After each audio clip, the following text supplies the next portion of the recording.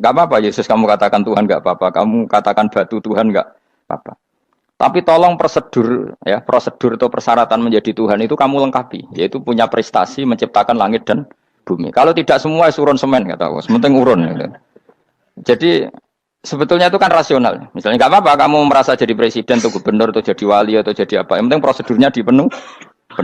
Itu kayak apa Allah baiknya pada kita. Sehingga saya berkali-kali, makanya menurut saya orang alim itu wajib memaklumatkan kalau dirinya alim. Supaya jelas aturan mainnya. Yang dilarang Allah itu kan memaklumatkan alim, kemudian ingin hadun, nafsi ingin salam itu template dicucuk, dihormati itu kriminal. Itu orang alim gendeng, udah gendeng sekali. Karena khasnya orang alim itu tentu cari ridhonya Allah, bukan ridhol khalqi, bukan ridhonya apa? Makhluk. Makhluk itu lah ada siapa-siapa. Dan kita harus baku seperti itu. Kenapa kalau orang alim nggak memaklumatkan kealimannya itu dikatakan salah? Karena fungsi orang alim adalah membawa bayinat, membawa ayat-ayat Allah, bukan kepentingan apa? Pribadi. Makanya Rasulullah nanti duka ngendikan idza zuharatil fitanu wal bid'u falyudhiril alim ilmahu wa illa fa'alaihi la'natullah wal malaikati wan nasi ajmain. Jika zaman akhir banyak bid'ah, banyak kebodohan, maka orang alim wajib menampakkan kealimannya. Jika tidak, maka dia mal'un, dilaknati langit dan bumi. Karena sebetulnya logika tentang Tuhan itu gampang sekali. Saya ulang lagi ya. Saya punya sekian contoh betapa tauhid itu mudah. Jadi kalau ada orang bilang ikhlas itu angel, Gus. Ya dia sendiri goblok karena nggak tahu logika apa. Ikhlas itu justru gampang. Misalnya kamu ngamal demi manusia itu umurnya hanya berapa coba? Kan pasti mati. Lalu kalau dia mati tidak berkutik. Bagaimana Anda bersandar sama seseorang yang mati dan tidak berkutik? Sama-sama bersandar sama zat sing al-hayyul qayyum, sama zat yang abadi. Kamu latih terus akal kamu. Misalnya saya punya jamaah banyak. Mereka itu kan nggak jelas surganya. Kok harap-harap syafaate piye? Soalnya jamaah aku mlebu neraka kabeh. Kan enggak mungkin nyafaati saya. Atau mereka mlebu swarga kabeh, wis do sibuk kelon mbek widadari. Mungkin ya ndak ngurusi saya. Jadi dua kemungkinan itu sama-sama ndak ngurusi saya. Mlebu neraka ya rasa nyafaati, kan mlebu swarga do sibuk napa? Ngeloni widadari karena trauma di bocah elek melarat macam-macam.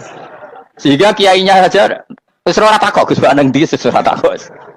Wis ribet dhewe no. Nah, tentu saya juga sibuk sowan pangeran sudah itu makom saya sudah sibuk sowan pangeran. Kowe pesta seks sing kula sowan pangeran. Wa swargame ayate pokoke inna ansa'na gunna napa? Insa'a faja'alna gunna. Abkaro bar kelon dadi perawan neh berarti keloni serepot. Kula insyaallah melok daftar sing fa'ama in kana minal muqarrabin farohu warihan. Jadi surganya muqarrabin itu enggak ada sifatnya. Di situ enggak dibakas bidadari makan-makan enggak, tapi farohu warikan satu surga yang sifatnya rohani karena nggak bisa disifati. Tapi saya daftar di situ ya hanya beberapa jam. Baru juga bungkon. Sawangane kok taruh rasanya mengayu juga keberatan. Ya tapi saya tentu punya dua kelas, punya kartu premium dan ekonomi. Saya enggak tertarik lah daftar yang premium dok nanti repot apa.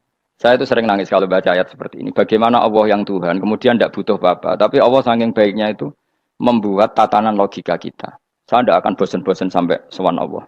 Bahkan andaikan saya masuk surga dengan faham ini, saya milih faham ini. Karena faham ini itu menguntungkan agama. Li'ilai kalimatillah. Sementara masuk surga itu hadun nafsi. Banyak ulama mengatakan, kenapa Anda tidak ingin mati? Padahal Anda mati masuk surga. Katanya, saya takut kehilangan momen sujud. Karena sujud adalah hak Allah, sementara surga itu hakun nafsi, keinginan saya. Tentu saya mendahulukan hak Allah ala hakin nafsi. Itu makam-makam yang, dan itu nggak bisa kamu copy paste. Orang yang pada kelasnya akan merasakan seperti itu. Dan kamu tidak perlu minat, malah paham. Jadi sudah, dengar saja. Apa? Dengar saja. Nah, begini misalnya, saya berkali-kali bilang, kenapa ulama dulu, saya ini kan di Sarang juga ngajar tauhid. Dulu saya ngajar kubrul yakiniyat di beberapa madrasah, termasuk di Sidogiri saya juga ngajar tauhid. Di sini saya ngajar tafsir, tapi yang saya titikkan juga tauhid.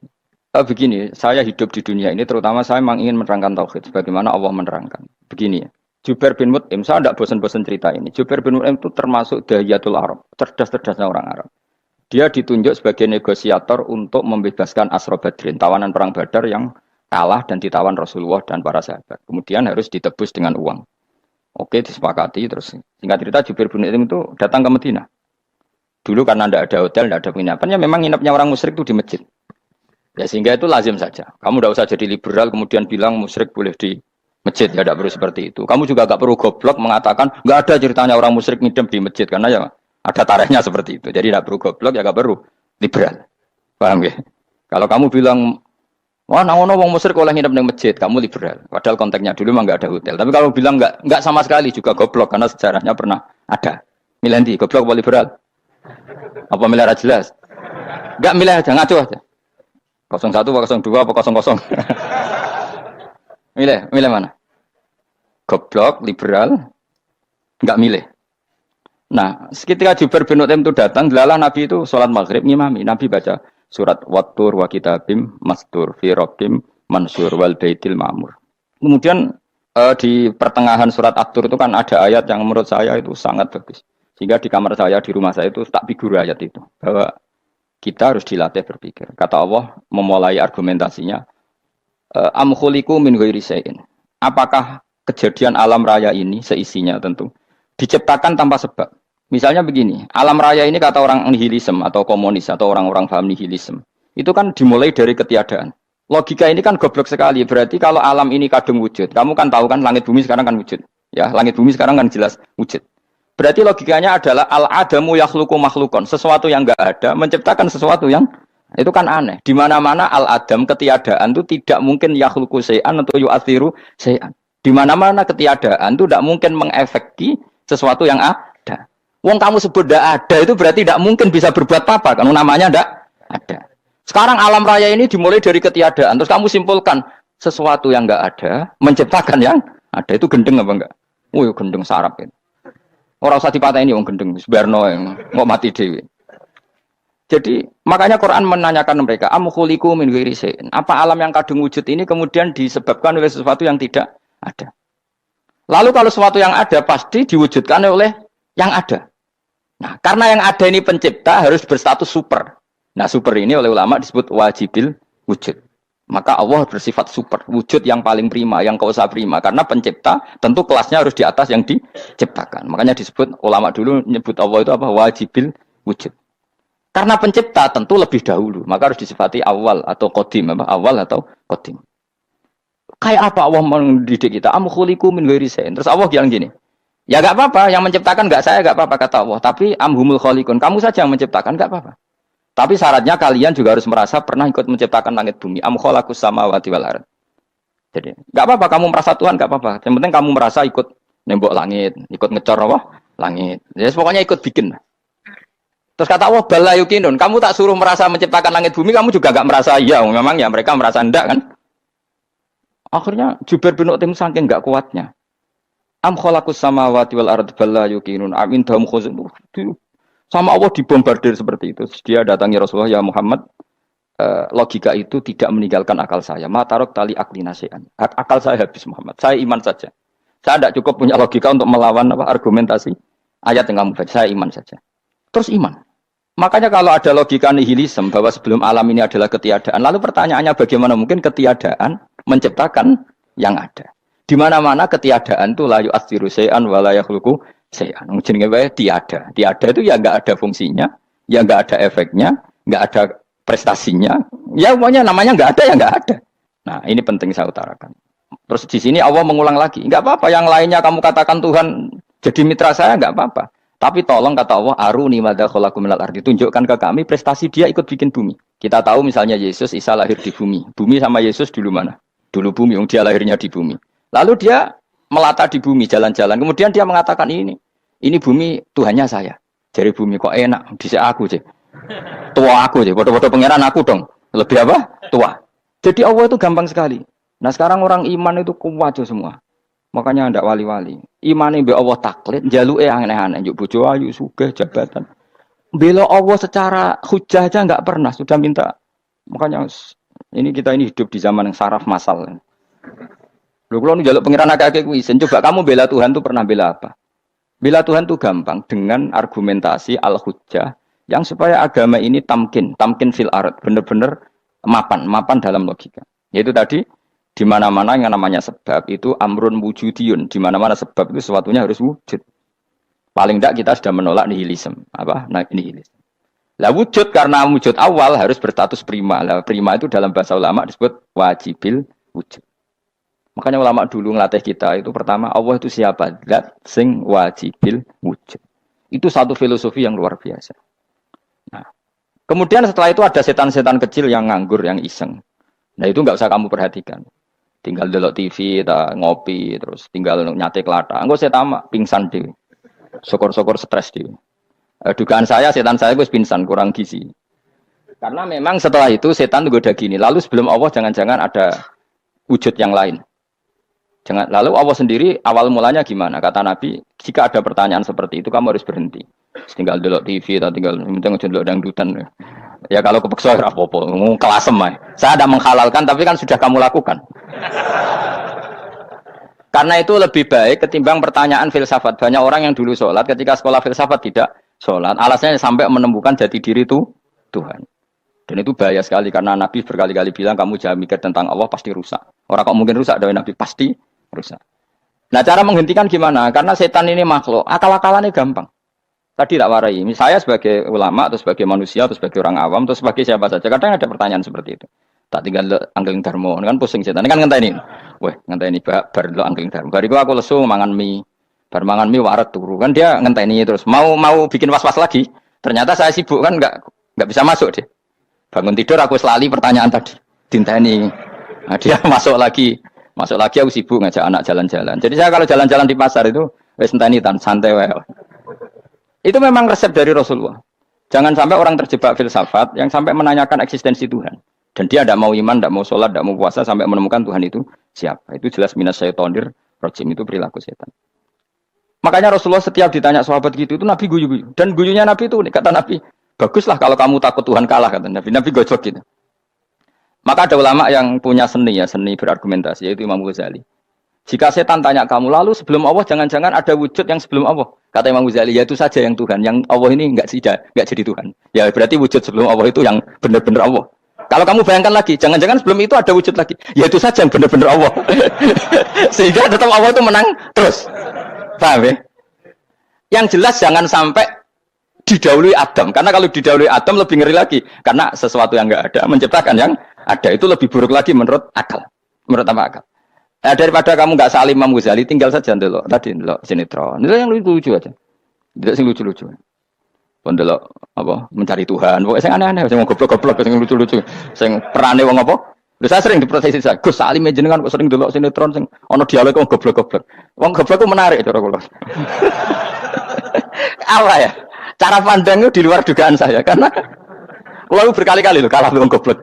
Jadi makanya ini tak ceritani beberapa kali yang jari Gus Pak cerdas berkali-kali kalah wong goblok. Ada seorang santri itu ingin dibelikan bapaknya itu sepeda motor. Bapaknya wong desa, senengane ngrumat sapi wedhus. Lah menurut saya ya orang tuanya itu mampu lah, sangat mampu untuk beli itu. Pak mbok ditukokno mawon wong sepeda motor. Kata bapaknya, "Anakku nu jog mondok tak goblok, Gus." Wong njaluk kok sepeda motor, njaluk mobil ora ya goblok. Lah kok goblok, Pak? Jenenge donya iku Gus, sing lahirno donya kok sapi iku ndek anak, wedhus ndek anak jenenge donya. Di mana-mana jenenge donya sing lahirno donya. Iki donya kok mangan donya. Mergo motor iku kan tuku bensin, mobil. Iku cara dekne iku goblok Gus. Batin berarti kabeh kiai goblok perkarane tuku donya sing ngentekno donya. Cara dekne donya iku sing lahirno donya. Batin kok pinter iki batin. Untungnya saya ini ulama ya, ahli tafsir ya malu. Saya kalah itu ya malu. Tapi saya sebagai orang objektif fair, itu teori benar apa? Jadi donya iku ya sing lahirno donya. Donya kok mangan donya iku goblok. Untungnya dia dengan saya itu jaraknya 5 kilo 7 kilo karena 7 kilo. Lala dia diterkon sepeda motor, aku tetap mau kalah. Pak, nanti jalan kaki saja. Karena kalau pakai motor ini kegoblokan kata saya. Terus mendingan nih, loh Gus mau kalah tadi.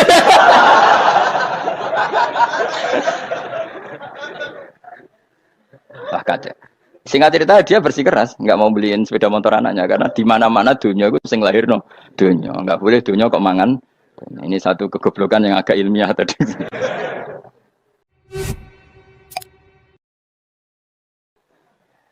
Nah, Imam Asy'ari juga mengalami hal yang sama. Imam Asy'ari itu punya, kita kalau ahli sunnah kan 2 partai ya. Ya, dalam ahli sunnah itu hanya ada 2 partai juga. Kalau nggak Asy'ari ya Maturidi.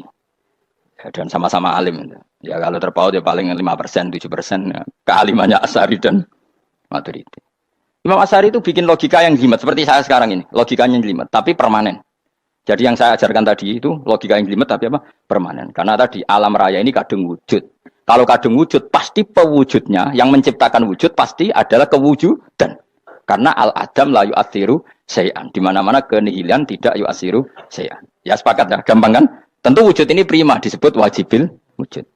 Lalu Imam Asy'ari itu bersikeras. Kalau imanul muqallid itu tidak diterima.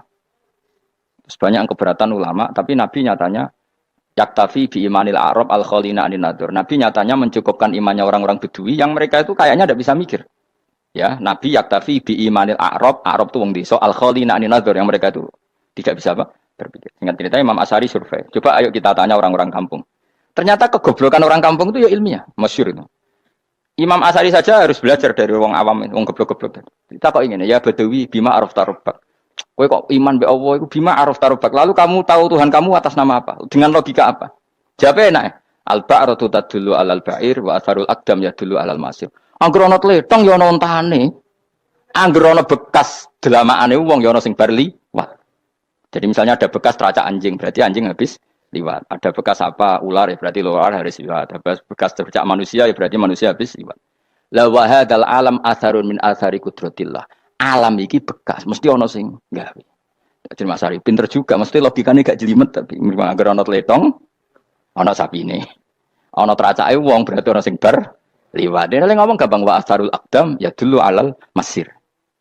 Nah, terus Imam Asy'ari habis itu ngendikan, ya sudahlah dengan logika apa saja. Meskipun karena zori hadal Arabi sebagaimana cara berpikir Bedui ini, sementing ada nazar.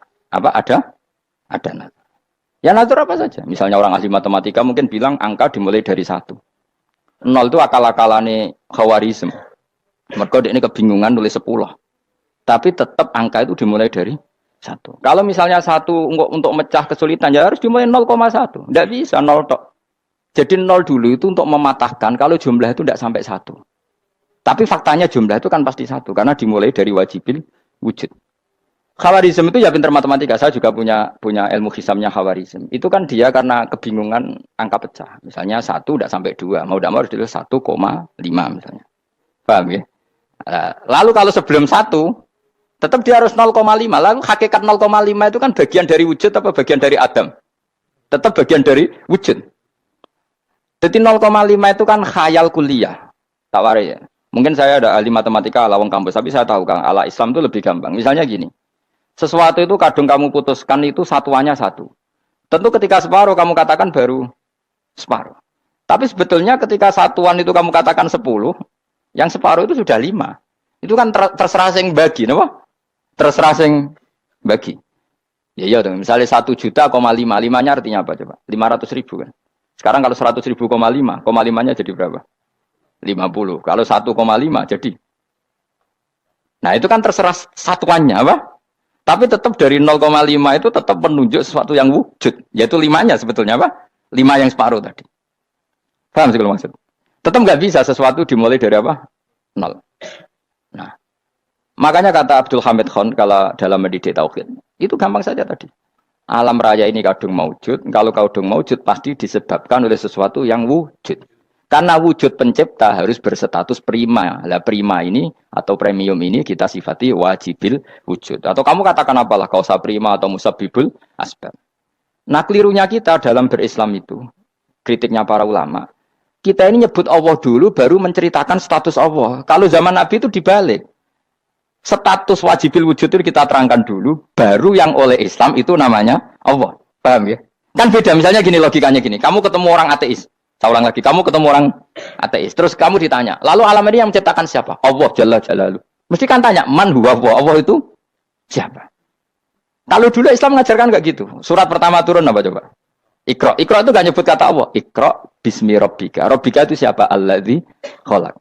Sebutlah nama Tuhan. Yang berhak menyandang Tuhan adalah zat yang pencipta. Itu tidak ada kata Allah. Di surat Mudatsir, surat kedua, ya ayyuhal mudatsir kum fa'anzir wa rabbaka fakabbir. Bukan Allah fakabbir, wa rabbaka fakabbir. Sehingga cara berpikir gini dibalik.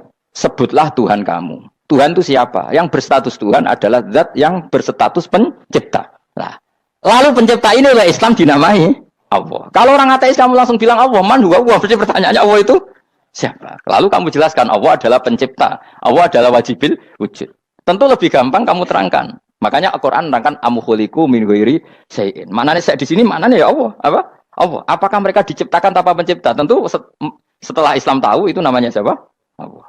Paham ya? Kalau balen malih. Jadi sebetulnya Quran itu ngajari kita itu ilmu mantek yang luar biasa. Misalnya ya Yuhanna su'budu siapa? Rabbakumul ladzi khalaqakum walladzina min qablikum. Sembahlah Tuhan. Tuhan itu siapa? Pencipta kamu dan pencipta orang-orang sebelum kamu. Lalu Tuhan ini oleh Islam dinamai. Tapi kalau langsung kamu bilang ke orang ateis atau orang Uni Soviet, Allah itu Tuhan. Allah itu siapa? Sebab itu di beberapa ayat dijelaskan dulu status Allah. Sifatnya Allah, keakhasan Tuhan. Yang dikatakan Tuhan adalah zat pencipta. Kalau tidak pencipta berarti tidak Tuhan. Sekarang Yesus pencipta bumi apa enggak? Enggak, karena dia lahir sudah di bumi. Begitu juga Fir'aun. Fir'aun itu kalah telak sama Nabi Musa gara-gara logika ini. Ketika Nabi Musa ditanya Fir'aun, "Wa ma rabbul alamin?" Lalu Tuhan itu siapa? Kata Musa, Rabbus samawati wal ardi, yang nuhani langit dan bumi. Dari Fir'aun, enggak, ma'alim tulakum min ilahin wa irisa, jalan-jalan kemana-mana yang dikatakan Tuhan oleh masyarakat saya. Kurang ajar Fir'aun. Terus kata Musa, ya Tuhanku yang di langit. Terus manggil Haman Mesir, ya Haman ibn Ili sorkhalla ali abluhul asbab samawati fa'attoli ila ilahi. Musa, Haman, bikinan saya piramida yang tinggi, aku akan lihat Tuhannya Musa. Ada enggak di sana? Padahal misalnya munggah tenan, pangeran ra iso didelok kan repot Nabi Musa. Wah parah ya, nggak piramida nginceng pangeran teprak itu kan. Akhirnya Musa pakai logika. Ya sudah gini saja, Rabbukum wa Rabbu abaikumul awwalin, yang menuhani nenek moyang kamu yang dulu-dulu. Itu langsung fabuhita Fir'aun. Fir'aun tuh kaget sekaget-kagetnya. Dan para penggawa Fir'aun sadar. Wah kalau Fir'aun yang Tuhan, babanya tanpa Tuhan. Kan Tuhannya balita kan gitu kira-kira. Tuhannya balita. Tuhannya barulah. Itu kan jadi logika yang mematikan. Kalau Fir'aun Tuhan berarti babanya dulu yang wujud itu tanpa Tuhan. Karena Tuhannya baru lahir. Ini ada Tuhan kok datang terlambat ini kan. Akhirnya para punggawanya Fir'aun iman. Macam gendeng ya, Fir'aun itu gendeng. Itu pentingnya logika. Rabbukum wa Rabbu abaikumul awwalin. Nah sekarang orang tuh nggak belajar logika. Iman bi Allah orang mantep ning ati, cek iso diguncang setan, jalukane wis aneh-aneh. Jaluk swarga, jaluk gak mutu cara. Gak mutu. Makanya banyak wali kalau ditanya, kamu masuk surga sama sholat milih mana? Milih sholat. Kenapa milih sholat? Di surga itu demi khadun nafsi saya, poya saya. Tapi kalau saya sholat itu untuk hakku. Saya sebagai hamba, identitas kesejatian saya adalah menghamba. Soal nanti Allah bikin bonus surga silahkan. Maka sebenarnya masuk surga itu ada urutannya. Sebagai orang alim saya urutannya adalah berkampanye sesering-seringnya, membuat logika supaya orang mudah ke Allah dan Rasul. Makanya di Quran tuh gak ada orang disuruh masuk surga dulu itu. Ya Tuhan nafsul mutmainnah irji'i ila rabbiki. Kamu kembali ke Tuhan kamu dulu. Bahwa kamu makhluk yang butuh Tuhan. Fadkhuli fi ibadi. Kamu masuklah berstatus hamba dulu. Kesetatusan Anda sebagai hamba ini matangkan dulu. Bahwa saya ini hamba. Dibuktikan dengan suka sujud, suka ngamal, suka sedekah, suka tawadhu. Saya sebagai orang alim sebenarnya gak suka mulang. Karena takut. Nak kue pinter kok nyanyi aku, nak goblok sawangannya metodeku gagal kan dua-duanya ini merugikan saya sebetulnya. Saya ulang lagi ya, nak pinter kayak nyanyi aku, kan ya mungkin juga senajan rodok mokal mungkin, sanggup aja rodok mungkin.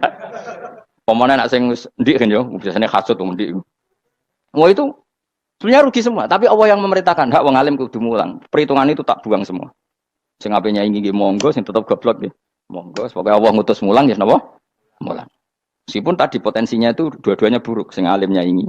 Kemudian nak mubalek terus didol ilmu kurang atau royalti tambah parah lagi. Nah aku nggak pakai logika kelas, pakai logika selesai semua. Disuruh Allah ya sudah. Saya ulang lagi ya, makanya saya minta ya surat Tur itu dibaca. Makanya baca Quran itu jangan terlalu egois, jaluk swarga. Statusnya dulu itu fadkhuli fi ibadi, kehambaan Anda posisikan yang mantap. Lagi wadkhuli jannati. Sekarang enggak dibalik orang ini masuk surga dulu. Kayak surga di kapling. Terawih arang-arang we jaluk Lailatul Qadar. Lailatul Qadar wis kliwat. Wingi wis Dzulhijjah wingi ngene Pak. Sebagian ulama berpendapat Lailatul Qadar itu fikul sanatin. Apa fikuli? Karena Lailatul Qadar berdasar nuzul Quran dan nuzul Quran itu bisa saja hari Arafah, bisa hari apa. Ada ulama mengatakan Ramadan, tapi bisa tanggal 1. Nah kamu kan pemalas, ikut yang partai 21, 23. Karena kan wis akhir-akhir kan wis enteng. Sebenarnya Anda milih 21 berdasar ilmu apa berdasar enak terbatas waktunya kan. Kan lebih sempit apa? Lebih apa? Sempit. Ya saya ulang lagi ya. Jadi Allah kalau ngajarkan hujah itu gampang sekali ya. Tadi amkhuliku min ghairi syai'in. Enggak apa-apa saya ada Tuhan kata Allah. Tapi kamu harus punya logika. Alam raya ini diciptakan tanpa pencipta. Mau enggak kamu punya logika seperti itu? Bahwa alam ini yang wujud diciptakan oleh sesuatu yang tidak wujud. Mau enggak kamu punya logika itu? Enggak mau kan? Namanya wujud tentu diciptakan super wujud. Dan super wujud itu wajibil wujud. Dan itu Tuhan kita yang oleh Islam dinamai Allah. Bang, makanya nyebut Allah itu di surat-surat awal Quran tidak ada. Coba awal surat Quran itu surat apa coba? Iqra kan? Iqra itu ada enggak kata Allah? Enggak ada. Iqra bismi rabbika. Rabbika itu siapa? Allazi khalaq. Surat Mudatsir sama. Ya ayyuhal mudatsir qum fa'anzir wa rabbaka fakabbir. Ya sudah seperti itu. Ya ayyuhan nasu ubudu rabbakum. Rabbakum itu siapa? Allazi khalaqakum. Nah, kita ini keliru metode. Pemene wong tukang wiridan Allah, Allah. Tapi ora roh Allah iku sing sapa? Ya dia Allah. Dia nyifati Allah mau sing ngekei swarga, sing ngekei duit, sing ngekei widadari. Jadi Allah disifati sesuai selera yang menguntungkan dia. Bahwa Allah ini yang ngampuni saya, kemudian saya masuk surga, kemudian ngeloni widadari. Makanya kalau dia jadi wali tak demo, tak laporkan MK. Suluh. Karena ini wali pecundang. Bagaimana mungkin calon wali pikirannya khadun nafsi? Kalau lama gak gitu, mendikan Allah itu zat paling penting di dunia. Maka akan saya maklumatkan di dunia bahwa orang kembali ke Allah. Caranya gimana? Akan saya kenalkan Allah lewat logika.